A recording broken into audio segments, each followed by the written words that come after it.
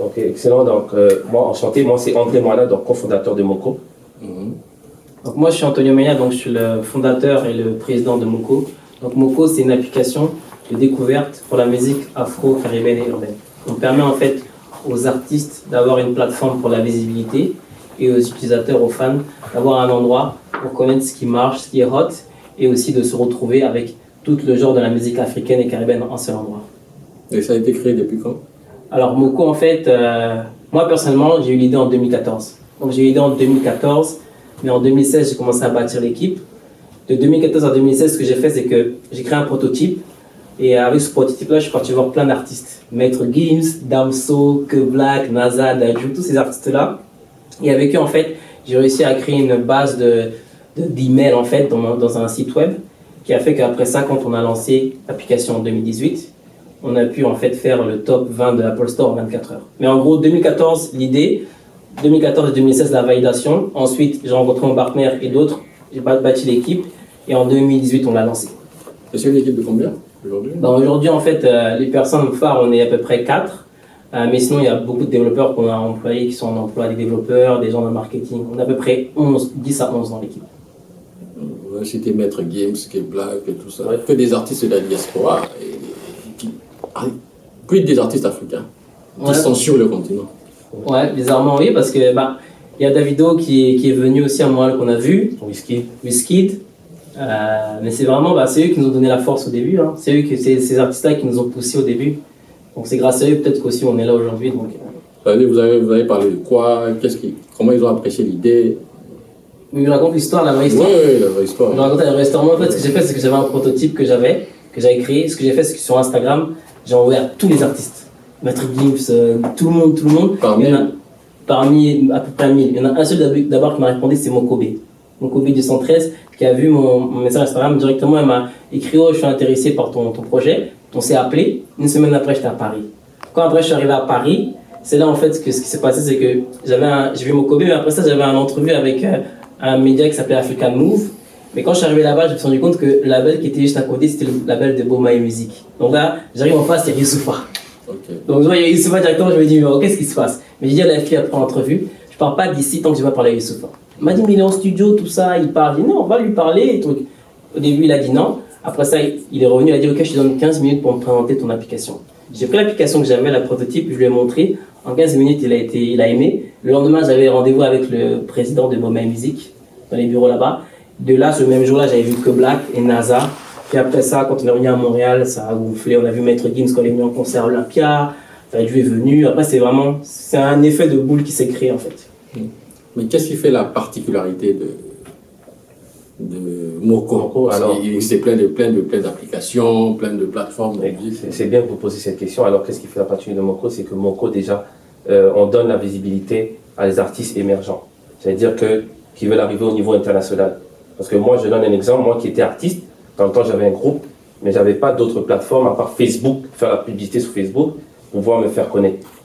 Alors aujourd'hui, on a créé une plateforme qui va permettre aux artistes qui veulent arriver au niveau international de pouvoir se faire connaître, de pouvoir avoir la visibilité et d'aller chercher les fans qui écoutent leur genre de musique. Ça, c'est très important.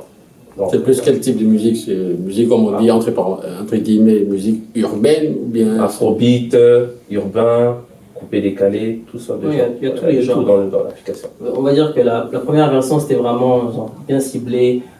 Donc, comme elle a dit, Afrobeat, coupé décalé, urbaine, etc. Mais là, aujourd'hui, même la nouvelle version, on va être plus globale. Parce que les artistes émergents, il y en a partout. Ça peut être dans les latinos, ça peut être dans l'Afrique, dans le Maghreb, il y a beaucoup d'artistes émergents. Donc, la nouvelle version de Moko, on va en fait la sectionner par catégorie et on va laisser les artistes émergents, peu importe le continent, pouvoir en fait avoir de la visibilité. Alors, comment ça fonctionne Moko? Si j'arrive, je dois m'inscrire pour... Alors, en tant qu'artiste ou... Non, en tant qu'utilisateur. Alors, je vais écouter la musique, je dois m'inscrire, je dois avoir un compte ou bien c'est free directement? Donc, déjà, l'application est gratuite sur Android et iOS. Vous la téléchargez. Une fois que vous avez téléchargé, vous inscrivez via Facebook ou via Google. Et une fois que vous êtes inscrit, vous allez rentrer dans l'app. Et là, vous allez avoir l'accueil avec les genres, sélectionner les genres de musique que vous aimez, les genres d'artistes que vous aimez. Et une fois que ça vous rentre, vous allez sélectionner tout ça, ça va vous rentrer dans l'application. Et voilà, vous êtes prêt à l'écouter. Il y a combien de titres maintenant sur Moko? Comme j'ai dit, c'est un peu moi et mon équipe qui a mis le contenu dans ce catégorie-là. À peu près, je pense qu'on était dans les 5000 et à peu près 300 artistes dans l'application aujourd'hui.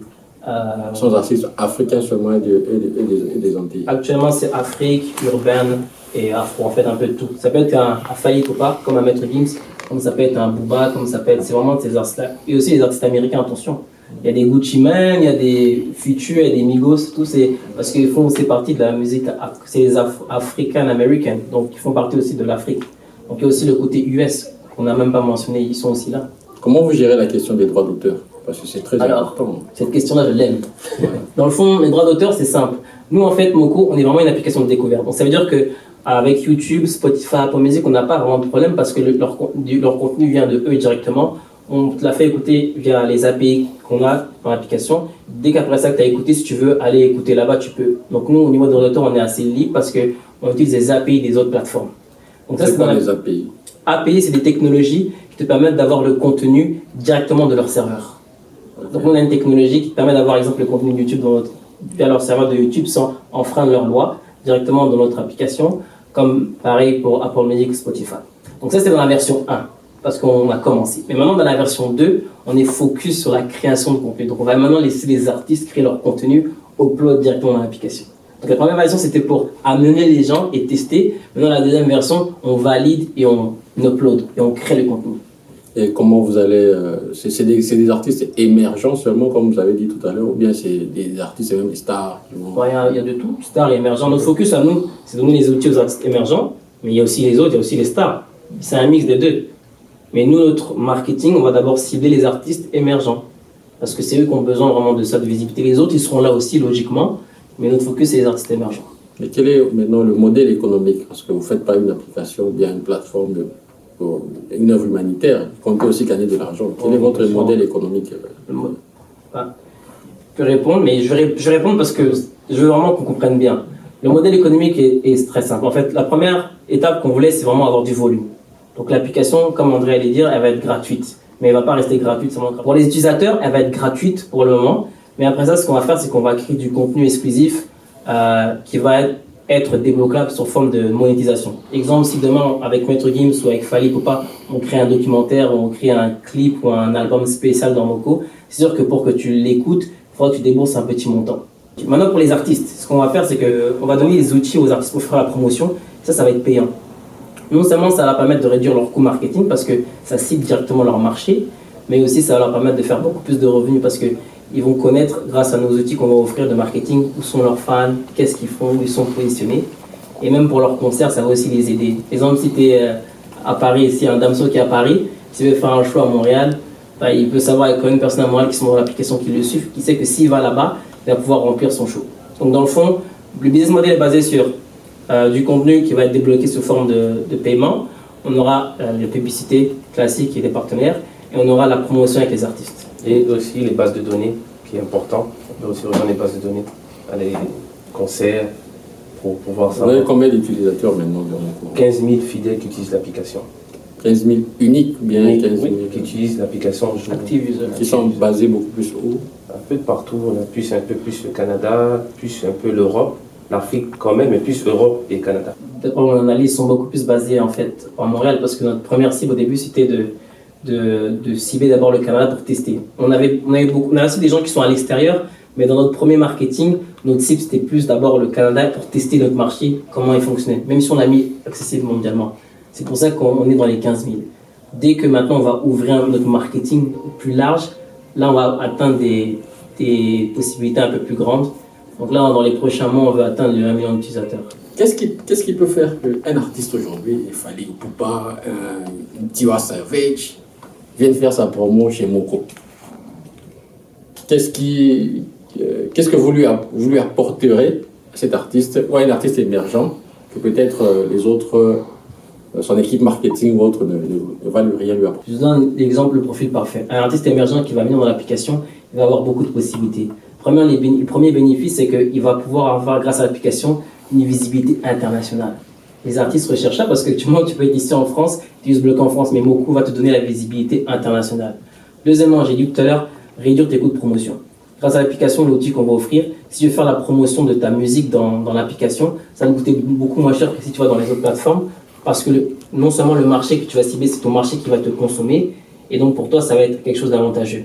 Mais concrètement, c'est quoi? Bon, si c'est un secret, ne dites pas, mais concrètement, la promo se fera comment? Un exemple concret que voilà, il n'y a que dans Moko que tu auras ça. Parce que c'est pour les artistes, hein. Si on publie de la musique en Afrique, c'est pour les artistes qui vont lire. Voilà. Si je vais dans Moko, j'aurai ça, que je n'aurai pas ailleurs. La particularité. Déjà, la particularité, comme je l'ai dit, comparé aux autres, déjà, c'est que nous, en fait, notre algorithme, notre système, il n'est pas basé comme les Spotify, Apple Music qui met en avant les grands. Nous, on donne la chance à tout le monde. Donc, grâce à l'application, les fans que tu auras à l'intérieur et comment la musique est classifiée, ça te donne une portée plus facile pour être visible et connu déjà. Ça, c'est ce qu'ils recherchent tous.